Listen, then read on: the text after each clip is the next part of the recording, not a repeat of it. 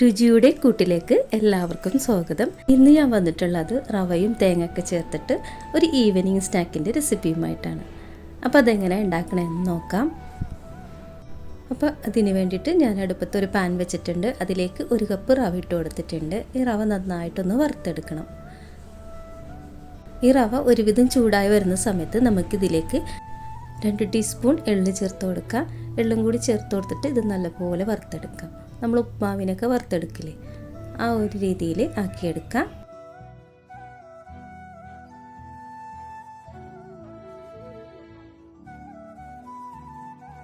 അതിനുശേഷം നമുക്ക് ഇതൊരു പാത്രത്തിലേക്ക് മാറ്റി കൊടുക്കാം.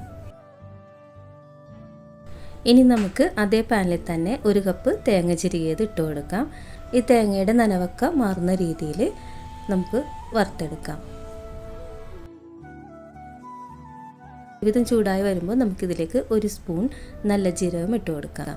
നല്ല ജീരകവും ഇട്ട് കൊടുത്തതിന് ശേഷം ഇത് നന്നായിട്ട് വറുത്തെടുക്കണം. ഇത് ഒരുവിധം വറവാകുന്ന സമയത്ത് നമുക്കിതിലേക്ക് 1/2 കപ്പ് പഞ്ചസാര ഇട്ട് കൊടുക്കാം. പഞ്ചസാര ഇട്ട് കൊടുത്തിട്ട് നല്ലപോലെ ഇളക്കി കൊടുക്കാം. പഞ്ചസാരയൊക്കെ ഇതിലേക്ക് നല്ലപോലെ പിടിക്കുന്ന രീതിയിൽ ഇളക്കി കൊടുക്കണം. അപ്പോൾ കുറച്ച് സമയം കൊണ്ട് തന്നെ ഇതൊന്ന് അലിഞ്ഞ് വന്നോളും. ഇതിലേക്ക് ഒരു 2-3 ഏലക്ക ഒന്ന് പൊടിച്ചതിട്ട് കൊടുക്കാം. അതും കൂടി ഇട്ട് കൊടുത്തതിന് ശേഷം നമുക്ക് ഇതിലേക്ക് നമ്മൾ വറുത്ത് വെച്ചിട്ടുള്ള റവക്കൂട്ട് ഇട്ട് കൊടുക്കാം. ഇനി നമുക്കിതെല്ലാം കൂടി നല്ലപോലെ ഇളക്കി യോജിപ്പിച്ചെടുക്കണം. നമുക്ക് ഒരുമിച്ച് വറുത്തെടുക്കണമെന്നുണ്ടെങ്കിൽ ഇതെല്ലാം കൂടി കൂട്ടി ചേർത്തിട്ട് മിക്സ് ചെയ്തിട്ട് വറുത്തെടുത്താലും മതി. അപ്പോൾ ഇതൊരുപാട് സമയമെടുക്കും. അതുകൊണ്ടാണ് ഞാനിങ്ങനെ ഓരോന്നായിട്ട് വറുത്തെടുത്തത്. അപ്പോൾ അത് പെട്ടെന്ന് തന്നെ ഉണ്ടാക്കിയെടുക്കാനായിട്ട് പറ്റുമല്ലോ. ഇനി ഇതിലേക്ക് കുറച്ച് കപ്പലണ്ടി ചേർത്ത് കൊടുക്കാം.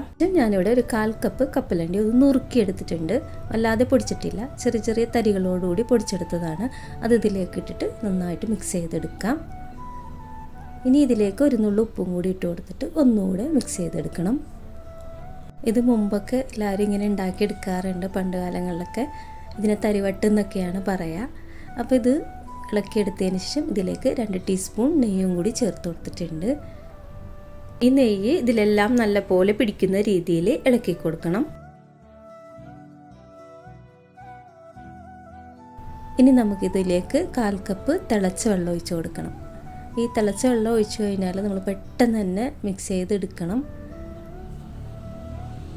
കുറച്ച് സമയം നല്ലപോലെ ഇത് മിക്സ് ചെയ്തെടുക്കണം കേട്ടോ. അപ്പോഴാണ് ഇതിലേക്ക് ആ നനവൊക്കെ പിടിക്കുകയുള്ളൂ. നല്ലപോലെ ഇളക്കി യോജിപ്പിച്ചതിന് ശേഷം നമുക്കിത് സ്റ്റൗ ഓഫ് ചെയ്ത് ഇറക്കി വെക്കാം. ഇനി നമുക്ക് ആ ചെറിയ ചൂടോടുകൂടി തന്നെ എന്തെങ്കിലും ഈ റൗണ്ട് ഷേപ്പിലാണ് നമുക്ക് വേണ്ടതെങ്കിൽ ആ ഷേപ്പിൽ കിട്ടുന്ന ഒരു പാത്രത്തിലേക്ക് ഇത് ആക്കി കൊടുക്കുക. എന്നിട്ട് കൈകൊണ്ട് നല്ലപോലെ ഇത് അമർത്തി എടുക്കണം. നല്ല കറക്റ്റ് ഷേപ്പിൽ കിട്ടുള്ളൂ. അപ്പോൾ ഞാനിവിടെ പൊടിയൊക്കെ അളക്കുന്ന കപ്പുണ്ടല്ലോ, ആ ചെറിയ കപ്പിൽ ആണ് ആക്കിയെടുത്തിട്ടുള്ളത്. അപ്പോൾ നിങ്ങൾക്ക് ഏത് ഷേപ്പിൽ വേണമെങ്കിലും ഇത് ഉണ്ടാക്കിയെടുക്കാവുന്നതാണ്. അപ്പോൾ നമ്മൾ എടുക്കുന്ന ആ പാത്രത്തിൽ കുറച്ച് വെളിച്ചെണ്ണയോ അല്ലെങ്കിൽ നെയ്യോ പുരട്ടി കൊടുത്തതിന് ശേഷം ഇതുപോലെ ആക്കിയെടുക്കണം.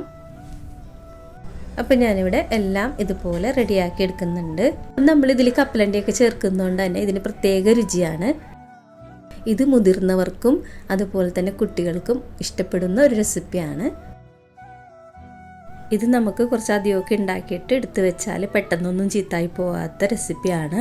അപ്പോൾ ഞാനിവിടെ എല്ലാം റെഡിയാക്കി എടുത്തിട്ടുണ്ട്. വളരെ എളുപ്പത്തിൽ ഉണ്ടാക്കാൻ പറ്റുന്ന അടിപൊളി ഈവനിങ് സ്നാക്കാണ്. അപ്പോൾ എല്ലാവരും ഒന്ന് ഉണ്ടാക്കി നോക്കാം.